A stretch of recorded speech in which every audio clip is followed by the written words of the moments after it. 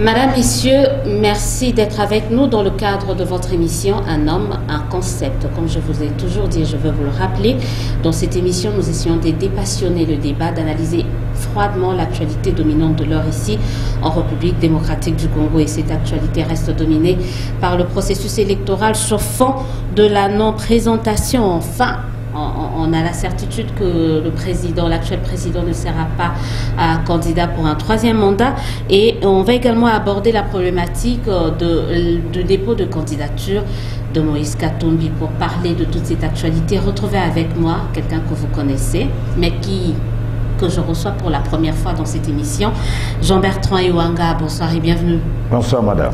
Alors, président national du Front citoyen de la République, secrétaire exécutif de l'Alternance pour la République, secrétaire général adjoint de Ensemble, je parle toujours de la même personne, porte-parole de Ensemble, chargé de l'implantation, mobilisation et propagande de Ensemble. Tout ça là, c'est en une personne.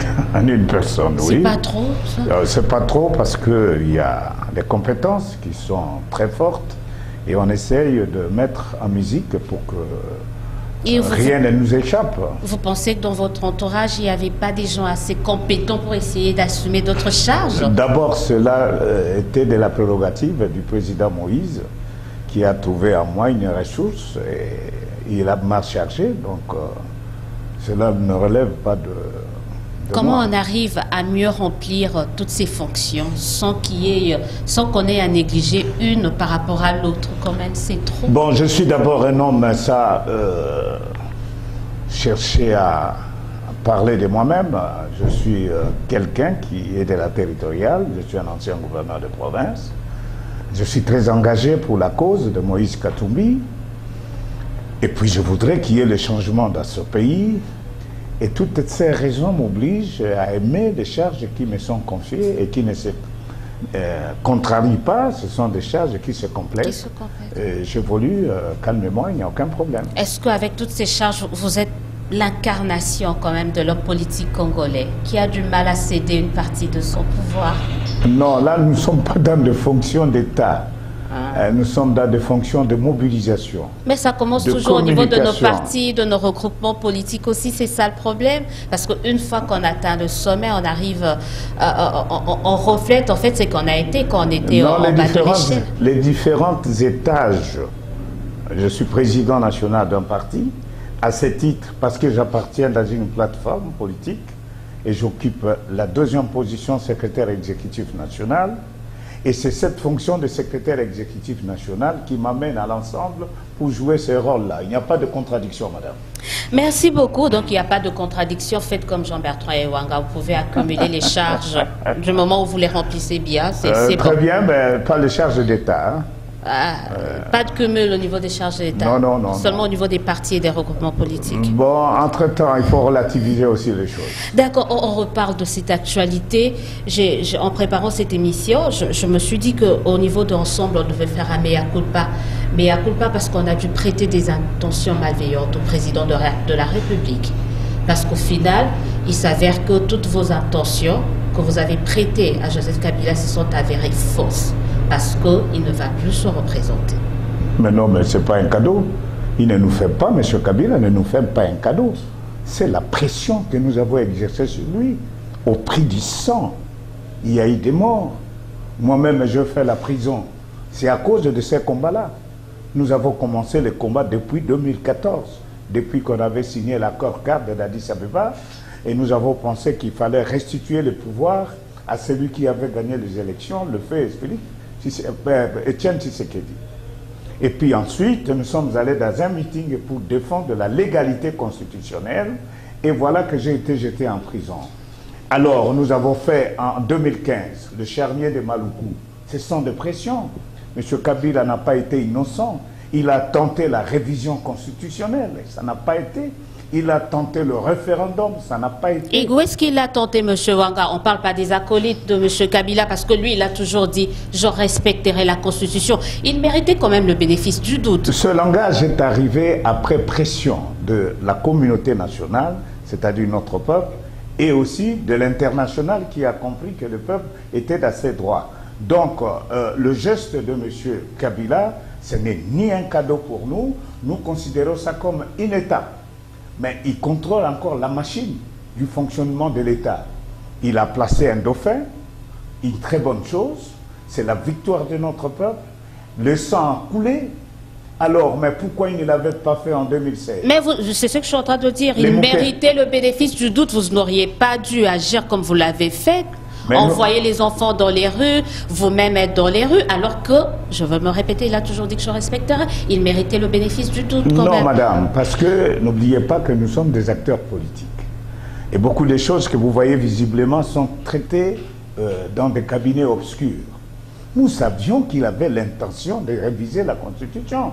Vous vous souvenez un moment qu'il devait y avoir le recensement qu'il voulait bloquer, il ne voulait pas partir. Il faut reconnaître ce peuple. Il faut reconnaître ce peuple qui s'est mis debout comme un seul homme. Des acteurs politiques, de la société civile comme l'Église catholique, protestante est arrivée en retard.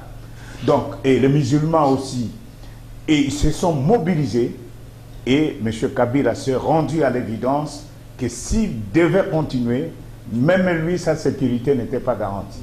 Donc nous ne considérons pas, quand il dit je vais respecter la Constitution, ce n'est pas un cadeau, mais c'est parce que la pression était tellement forte qu'il n'a pas d'autre choix que de respecter la Constitution, madame. Il était trop tenté. L'expérience du Rwanda a tenté. Brazza en face ici, Sassou a fait un forcing. Il est passé, Nkurunziza également. Et lui, il a tenté, notre peuple a été très vigilant. Il nous a endormis dans un suspense de dire je respecterai la Constitution et nous l'avons talonné jusqu'à la dernière minute. C'est un homme de parole quand même. Si vous nous dites c'est un homme de parole. Une parole arrachée. Selon vous. Mais au moins, il a fini par prouver qu'il était un homme de parole et qu'il a tenu, sa parole. Ok, donc vous n'allez pas faire un mea culpa par rapport à cela, par rapport aux des intentions prêtées à Kabila. Madame, il n'y avait pas d'intention, il y avait la volonté de pouvoir s'éterniser au pouvoir. Et comment prêter des intentions alors qu'il y a eu des morts? Pourquoi il a accepté que les Congolais meurent? Pourquoi il accepte qu'il y ait des gens en prison? Pourquoi il accepte qu'il y ait des gens qui sont à l'étranger? Pourquoi vous ne l'avez pas cru? On ne pouvait pas cru parce que nous connaissons l'acteur. C'est un partenaire politique et nous les connaissions. Et même lorsqu'il présente un dauphin... Vous aviez peur d'être roulé Mais parce qu'il a toujours roulé. Regardez nos amis qui étaient avec nous dans l'opposition, qui l'ont rejoint. Aujourd'hui, tout le monde est à l'FCC. Parlons de ces amis-là qui, au final, eux également, ils avaient raison d'avoir opté pour le choix de participer ensemble avec Kabila parce qu'ils ont obtenu la non-représentation de l'actuel président, ils ont obtenu à ce qu'il n'y ait pas de référendum, ils ont obtenu beaucoup plus de choses que vous à l'extérieur. Hein. Qui a obtenu? Ceux qui sont à l'intérieur avec le gouvernement aujourd'hui, ceux qui ont participé au dialogue de la Cité de l'Union africaine. S'il ne dépendait que d'eux, M. Kabila allait calmement continuer. M. Kabila savait qu'il y a une forte tension, il a reconnu lorsqu'il s'est adressé au Congrès, au Palais du Peuple. Il a vu la tension dans la salle. Et il a dit qu'on comprenne sa passion. On a compris la passion dans le sens qu'il devait finalement quitter le pouvoir. La tension a été réelle, même dans la salle. Voilà, ça c'était pas une intention, c'était pas des intentions quand même, au niveau de sa passion pour le Congo. Non, c'est une passion où quand vous faites le bilan des morts, des assassinats, des prisonniers, des pillages, de la corruption, et vous voulez parler de la Reparlons de vos amis qui ont plus obtenu des choses que vous, quand même. Non, ils n'ont rien obtenu. Ils ont eu sûrement, certains ont repris la santé, les garde-robes ont été enrichis, mais ils ont coupé le cordon ombilical avec notre peuple. Ils ont dit, au dialogue de la Cité de l'Union africaine, ils étaient le premier à dire oui, nous y sommes allés pour que Kabila ne se représente pas, pour qu'on organise les élections en avril 2018. Voilà, 5 ans vous venez, on repousse les dialogues, la tenue des élections en décembre. Finalement, qui avait raison? Non, ce qui avait raison, c'est la pression américaine. C'est quand Niki est arrivé, il a tapé sur la table et il lui a dit élection. N'oubliez pas, vous me direz, les souverainistes qui se recrutent dans le front commun de Congolais, pour le Congo. Mais au moins, ils sont plus souverains que vous. Ces souverainistes, ils ne sont pas souverains, mais ils sont souverainistes. Voilà, Ces souverainistes-là, on pensait que c'est venu comme par hasard. Kabila s'est enfermé pendant 2 heures avec cette diplomate américaine, Madame Mikiele. Et je crois qu'il a fait, c'est pour qu'il ne soit pas trahi.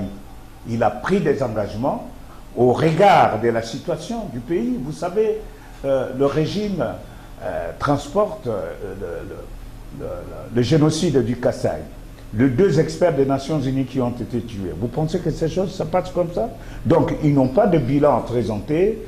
Et nous pensons que ceux qui ont rejoint le groupe, ils se sont salis, malheureusement. Et ils ont un discours aujourd'hui quand même à dire devant la population. Nous y étions allés, nous avons travaillé pour qu'il y ait des élections. On prévoyait les élections pour avril 2018. Ils nous ont amené à 2018 décembre. Mais on l'a eu finalement tout ce dont on cherchait. Le discours, c'est quoi, madame? Parce que quand M. Kabila dit que je ne me représente, je veux respecter la Constitution, c'est parce qu'il y a la pression de notre peuple, parce qu'ils l'ont rejoint. Maintenant, le plus grand combat qui nous reste, c'est quoi? M. Kabila était sûr de l'impopularité de son régime. Ils ont conçu la machine à voter, à tricher.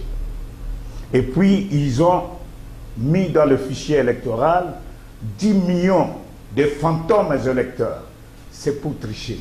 Voilà le combat qui reste. On a l'impression qu'au niveau de l'opposition, vous multipliez des stratégies ou des stratagèmes pour qu'au final, vous n'êtes pas préparé au fait. Non, nous voulons des élections. Je crois que là, c'est vraiment pas au niveau des intentions, mais on se rend compte que vous n'êtes pas préparé à les élections. Comment voulez-vous qu'on nous amène des machines à tricher? Ce n'est pas une intention, c'est une vérité. Ça relève de la CENI de mettre en place le mécanisme pour réduire. La loi électorale n'a pas... C'est l'organe technique. Madame, l'organe est technique, mais la loi qui nous gère tous n'a pas prévu une machine à voter ou à tricher. Non. L'OIF est venu de ce pays sur invitation de la CENI, a découvert 10 millions de fantômes électeurs. Mais ça relève d'une stratégie à faire voter les candidats de la majorité. Vous avez vu toutes les précautions qui sont prises pour écarter Moïse Katumbi. Vous êtes encore là au niveau des intentions. On parlera tout à l'heure de Moïse Katumbi quand même. Et maintenant, on cherche à écarter Igwe, le chairman du MLC. Donc, tout ceci, c'est pour faire passer leurs candidats. Et c'est que nous n'allons jamais accepter. Quand vous dites que vous n'allez jamais accepter, c'est-à-dire comme Nanga dit qu'il n'y aura pas d'élection sans machine à voter, nous disons qu'il y aura élection sans machine à voter. M. Nanga ne peut pas inventer la roue. Nous avons organisé les élections en 2006 sans machine à voter. Nous avons organisé les élections en 2011 sans machine à voter. Tous les États des pays africains organisent des élections sans machine à voter. Les innovations vous font peur. Pardon? Les innovations vous font peur. L'innovation de la tricherie. Parce qu'ils ont dans leurs différentes, dans les ordinateurs, ils ont enfermé des fantômes électeurs. Et puis ces machines, on ne la maîtrise pas. Même sur le plan international, certains États développés ont renoncé à ces machines. C'est une distraction. Je vous rappelle juste que plus de 35 000 machines sont déjà en route pour le port de Matadi. Nous allons les garder dans le musée. Donc le processus est enclenché et la CENI ne va pas faire marche arrière, à moins que vous acceptiez de boycotter les élections. Madame, on ne boycottera jamais les élections et ces machines seront gardées dans le musée, de différents musées du pays, on va les garder. Ça ne sera jamais. Mais en même temps, la CENI n'a pas encore passé la commande pour... Est-ce qu'il a le temps de passer la commande pour qu'on ait des bulletins? D'abord, la CENI a un problème d'argent. J'ai suivi le vice-ministre des Finances qui n'a pas convaincu quand il dit que nous continuons à faire. Ils ont un problème d'argent. Les souverainistes ont dit qu'ils vont financer les élections. Et c'est ce qui est fait. Et c'est ce qui est fait, mais aujourd'hui, les 430 millions de dollars, je suis sûr qu'ils n'ont pas encore... fait grand-chose, du moins, peut-être il y a encore presque la moitié qui n'en a pas. Où est-ce qu'ils trouveront cet argent? Je sais que le cobalt donne l'argent, mais où part cet argent? Donc, il y a des questions techniques. Au-delà de cela, il y a des questions de sécurité. Donc, les élections, nous voulons des élections inclusives.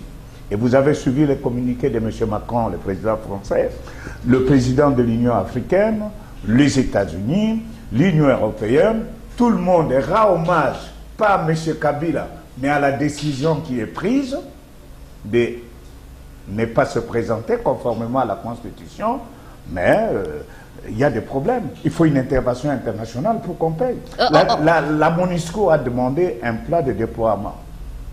Jusqu'ici, la CENI ne présente pas cela. Il y a de sérieux problèmes. Les élections, c'est une affaire purement interne. On n'a pas besoin quand même que l'extérieur vienne s'immiscer à une affaire purement congolaise aussi. Il faut le reconnaître. C'est pas forcément. On n'a pas besoin d'être souverainiste pour déclarer cela. Quand vous dites l'externe, mais nous sommes occupés par 20 000 hommes d'armée étrangère, la MONUSCO. Et la MONUSCO est en très régime sur la survécu jusqu'aujourd'hui. Vous ne pouvez pas exclure la présence de la MONUSCO. Les M23 a été évacués grâce à la MONUSCO. Donc on n'a pas de leçons à donner. L'apport extérieur est important compte tenu de la situation. Mais n'est pas indispensable non plus. On peut s'en passer. Non, pas pour le cas du Congo. On peut s'en passer. Non, ailleurs possible, mais pas pour le cas du Congo. Croyons nous-mêmes, M. Wanga, croyons en nos potentialités, en nos capacités, à l'homme politique congolaise. Le fait de faire recours à l'étranger, nous sommes dans un monde de globalisation. Ce monde-là, tout le monde a besoin de tout le monde. Donc, aujourd'hui, on ne peut pas faire l'autarcie pour dire nous organisons les élections, c'est pour le bonheur du peuple congolais et des étrangers qui acceptent d'investir ou de vivre ici. Donc aucun individu ne peut privatiser la nation, considérant que c'est son pays, il décide. Même alors. Parlons de Moïse Katumbi. Il revient quand? Très bonne question. Moïse Katumbi doit revenir. Et je vous dis, madame, si Moïse Katumbi ne vient pas, il n'y aura pas élection. On est encore dans les si. Avant, c'était si Kabila, si hypothétique, si conditionnel. Non, madame. Pourquoi je dis ça? Moïse Katumbi, d'abord, apporte un message d'espérance pour notre peuple. Le changement. Nous sommes du changement. Et puis, nous ne sommes pas nés de la dernière pluie. Il y a une constitution que M. Kabila a respectée. Maintenant, il ne peut pas se représenter, mais il y a eu un accord de la Saint-Sylvestre interdiocésaine qui a été clairement défini parce qu'il ne faut pas aller aux élections pour qu'on débouche au trouble. Vous savez pourquoi M. Kabila est arrivé au pouvoir? C'est grâce au Banyamulenge. Nous avons commis des erreurs dans les années 90, pendant la conférence nationale. Je crois que c'était le Parlement de transition. Jusqu'à exclure certains de nos frères. Ils sont partis et c'est le conglomérat d'aventuriers, le mot ne vient pas de moi, de Mouzé, qui est venu avec l'actuel président qui a accompagné le groupe. Aujourd'hui, il a récupéré le pouvoir. Venu parce qu'il y a eu des gens qui ont revendiqué la nationalité. Tel n'est pas le cas de Katumbi. Et Katumbi lui-même est clair là-dessus. Il va utiliser tous les moyens légaux. Oui, il n'a plus beaucoup de temps. Hein. La CENI ferme les portes déjà. D'ailleurs, il bénéficie d'un sursis. On voit cette sorte de levée de bouclier de la part des chefs d'État de la sous-région. C'est vrai que vous avez un lobbying quand même assez fort. Non seulement le lobbying, la centralité du Congo, la position du Congo. Nous sommes après la Chine. La Chine a 10 pays voisins. Et le Congo en a 9. C'est-à-dire quand il y a le désordre au Congo, et Frantz Fanon l'a dit, l'Afrique a la forme d'un revolver, la gâchette c'est au Congo. C'est pourquoi ça intéresse tous les pays de la sous-région et de la région. Parce que le désordre au Congo peut déstabiliser toute l'Afrique. Mais on n'a pas vu ces pays-là à l'époque, en 2011, quand Tshisekedi parlait de la vérité des urnes. On n'a pas vu tous ces pays-là. Comment expliquer que quand il s'agit de Katumbi, qui est tous ces pays d'Afrique et d'ailleurs du monde, vous avez parlé de Macron des États-Unis, pourquoi? Qu'est-ce qui se passe? Pourquoi lui? On a l'impression qu'il s'attache plus à l'homme qu'au peuple congolais. Pas à l'homme, madame. L'homme, ce n'est qu'un acteur important. Il s'attache beaucoup à la situation du pays, du Congo. Je vous ai parlé de la centralité du Congo. Le cœur de l'Afrique, c'est le Congo. Quand il y a un désordre, ça peut déstabiliser tous les continents. Et puis ensuite, madame, le Congo regorge des ressources minérales très rares qui peuvent enflammer toute l'humanité. Imaginez qu'il y a le désordre au Congo et tous ces Al-Qaïda tombent et ramassent l'uranium dans ce pays. Toute la terre sera déstabilisée. Et vous pensez qu'il y aura des ordres au Congo parce que Katumbi ne sera pas candidat? Non, je ne dis pas ça. C'est pas l'homme-providence aussi, c'est pas le Messie non plus. Non, madame, c'est pas le Messie, mais c'est quelqu'un qui porte espoir. Moi, je viens du Katanga.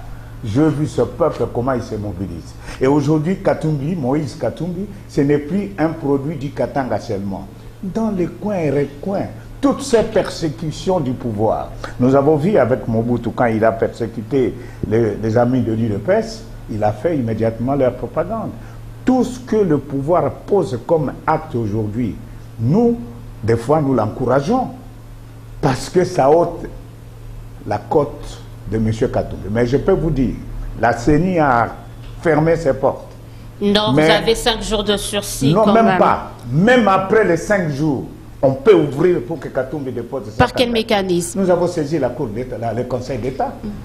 Nous avons saisi par 2 requêtes le Conseil d'État. D'abord, comment ils peuvent expliquer qu'un Congolais qui rentre dans son pays et on refuse qu'il atterrisse par son avion? Personne n'a refusé. Vous n'aviez pas écrit à l'autorité de l'aviation civile et vous n'êtes jamais arrivé. Personne n'a refusé. C'est le coordonnateur, le secrétaire général Sessanga, personnellement. Est-ce qu'on peut avoir le document? Parce que là, le document, c'est une parole. Attendez l'émission, je vais vous présenter le document. Nous avons saisi l'autorité de l'aviation civile. Ils ont politisé la question. Quand M. Katumbi est arrivé à Kasumbalesa, nous j'étais en route aussi pour le rejoindre. On nous a empêchés, c'était hautement armé sur cette route. Mais M. Katumbi, la DGM a instruit que Katumbi ne peut pas entrer au pays. Mais toutes ces incohérences-là, le fait de refuser qu'il entre au pays, nous avons adressé au Conseil d'État. C'est au professeur Bundawe de dire si ces décisions prises par l'exécutif sont conformes aux lois de la République. Il voyageait avec quel passeport? Quel type de passeport, M. Katumbi? Mais il a un passeport congolais. Le nouveau, le biométrique? Non, pas le biométrique. Mais vous savez que le semi-biométrique n'est plus sur le marché. Madame. Il doit se conformer à la réglementation. Pour un homme d'État, pour quelqu'un qui veut diriger ce pays, il doit se conformer quand même à la réglementation. Le cas Katumbi est devenu un cas humanitaire. Fils d'un pays, il se présente à l'ambassade. On a vu, pour solliciter le passeport, l'ambassadeur lui dit, on va te rappeler jusqu'aujourd'hui. Vous avez eu que même au niveau de la Belgique, parce qu'au niveau du Congo, ils ont déconnecté les passeports, son passeport, c'est pourquoi il a eu de petits pépins. Mais tout le monde a compris, il est martyrisé parce que on ne veut pas qu'il vienne au pays et je crois les États souverains, les États honnêtes ont compris qu'il faut laisser ses dignes fils donc il peut se promener dans tous les aéroports avec un passeport non reconnu par son pays d'origine et c'est normal. Ça, ce sont des turpitudes du gouvernement congolais. Moi qui vous parle. Je suis un élu, député, siégeant. Je détiens par devers moi un passeport diplomatique. Je suis dernièrement parti en Afrique du Sud avec ça. On m'a privé du passeport ordinaire. Je peux vous présenter, je vais vous présenter maintenant, la lettre que j'ai écrite au ministre des Affaires étrangères. On me prive moi parce qu'on considère que si je sors trop, on va peut-être monter un coup contre la République. Nous avons l'histoire de tous ceux qui ont fait des mouvements armés. Nous n'allons plus reprendre ça. Nous avons découvert la force de notre peuple qui a obligé M. Kabila à ne pas se représenter. C'est plus qu'une bombe atomique. Et nous allons continuer le combat dans ce sens-là. Donc Katumbi reviendra au pays. Vous nous le direz, et le politique. Ça fait un bon bout de temps que vous nous le dites, mais il n'est toujours pas là. Le politique fera qu'on ouvre encore cette porte de la CENI pour qu'il présente son vous êtes pratiquement le seul, quand je dis les seuls, c'est au niveau des cadres, membres du rassemblement, à croire encore à ce retour de Katumbi, parce que même au niveau de l'opposition, il y a le démarrage de tractation pour un candidat commun. On a vu l'UDPS, le MLC et l'UNC sont un représentant d'ensemble, c'est-à-dire même eux ils sont convaincus que le cas Katumbi, il faut passer outre. Ils le savent bien. Ils savent qu'ils ne peuvent pas s'organiser ça ensemble pour choisir le candidat. Parce que dans l'hypothèse pire de Katumbi qui ne vient pas ici, celui qui sera désigné est obligé de collaborer avec Katumbi pour que Katumbi donne l'ordre à ses troupes. Nous ne sommes même pas là. Parce que nous croyons que notre candidat va venir et il présentera son dossier parce qu'il y a des actions qui sont menées sur le plan international, sur le plan national, je vous ai parlé de requêtes. Bon, les droits rendra la justice. Mais pourquoi n'avoir pas envoyé votre délégué? Vous n'avez pas été associé à ces tractations entre ces trois partis politiques pour un candidat commun? Ce sont des candidats. Vous parlez des candidats. Il y avait, nous avons vu... vous avez été associé, on vous avait écoutez, appelé. madame, nous avons vu M. Félix, là-bas, il est candidat. Nous avons vu... Votre allié d'hier. Vital Kamere. Il reste toujours notre allié, Félix. Non, celui-là est notre allié. Et c'est d'ailleurs avec lui que nous nous retrouvons dans les RASOP. Donc vous avez au moins un représentant là-bas. Donc si c'est pas ça veut dire qu'il n'y a pas que lui. C'est bonnet blanc, blanc Madame, bonnet. vous avez suivi la réaction du président Bemba qui a demandé qu'il faut qu'on normalise la situation du président Katumbi. Kamere également l'a dit. Félix, n'en parlons pas. Donc je crois qu'il y a une intelligence qui nous unit quelque part. Et nous finirons par arriver à ce choix-là, encore que nous devons encore beaucoup travailler pour qu'on arrive à choisir qui sera notre cheval, parce qu'il faut battre. Il faut battre à plate couture le dauphin que M. Kabila a présenté au peuple. On va parler justement de ce dauphin pour clôturer cette émission. Emmanuel Ramazani Shadari, c'est la loyauté qui a primé pour certains dans ce choix. C'est quelqu'un qui ne se laisse pas faire. On le surnomme coup sur coup. Vous êtes sûr de résister? Non, Emmanuel Ramazani, c'est un collègue à moi, député, collègue à moi, gouverneur de province. Nous nous connaissons très bien avec Ramazani. C'est un monsieur intelligent, compétent. Je me dis que là, il se retrouve dans un environnement qui n'a pas un discours de campagne pour convaincre les Congolais. D'abord, le régime Kabila a échoué sur toute la ligne, sur tous les points de vue. Il a réussi la réunification, son régime. Non, ça, et puis... Un pays morcelé, Kabila, son régime a réussi à le réunifier. Je suis d'accord avec l'apport de pays voisins. Il a fait l'essentiel et il a fait ce qui était important. Madame, avec l'apport de pays voisins et la volonté de la communauté internationale, lui, comme acteur, a réussi à réunir le pays, mais il nous laisse le pays avec 130 mouvements de forces négatives qui continuent à tuer jusqu'ici. Donc c'est un peu mitigé. Je dis que Shadari, pour moi, c'est un monsieur qui vaut la peine. Ce n'est pas quelqu'un de vulgaire, mais l'environnement de la majorité de Front commun pour le Congo, c'est un environnement pourri dans la corruption, le détournement et le pillage. Ils n'auront pas d'argument, ils n'ont même pas un programme. Ils se disputent sur le nom de Raïs, maintenant c'est notre ami, mais encore que, est-ce que le Front commun va survivre? Certains le comparent à Donald Trump. Si on veut extrapoler, les gens donnaient Trump perdant face à Hillary, hein, parce qu'on disait qu'il n'avait pas de discours. Parce que, mais au final, on a été bien surpris. Hein. Madame, c'est différent. Le contexte n'est pas le même. Le contexte de pourrissement de notre pays.